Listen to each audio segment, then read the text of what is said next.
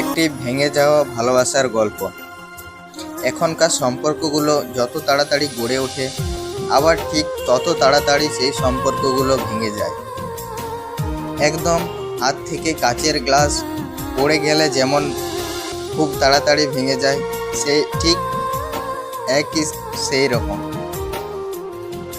Family থেকে এখনকার সম্পর্কগুলো মেনে নিলেও অনেক সময় দেখা যায় নিজেদের মধ্যে আগ্রহ থাকে না।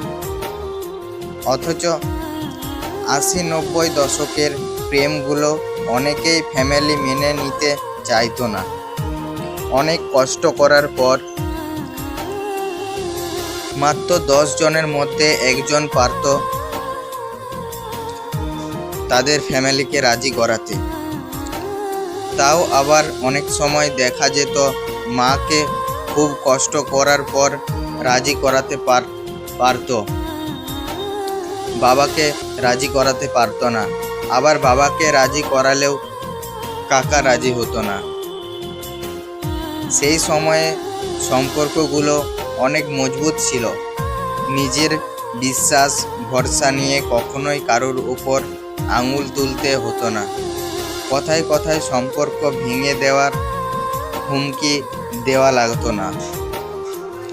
আধুনিকতার ছোঁয়া লেগে আমরা এখন সম্পর্কে আসল মানে বুঝতে পারছি না। 4-5টি প্রেম করে টাইম পাস করার এই যুগে ছেলেমেয়েরা কখনোই বুঝবে না।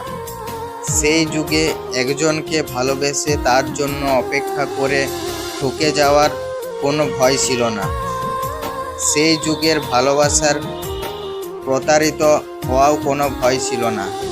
সেই যুগের ভালোবাসায় শুধু ছিল একজনের প্রতি আরেকজনের দীর্ঘ বিশ্বাস, ভরসা আর খাঁটি ভালোবাসা।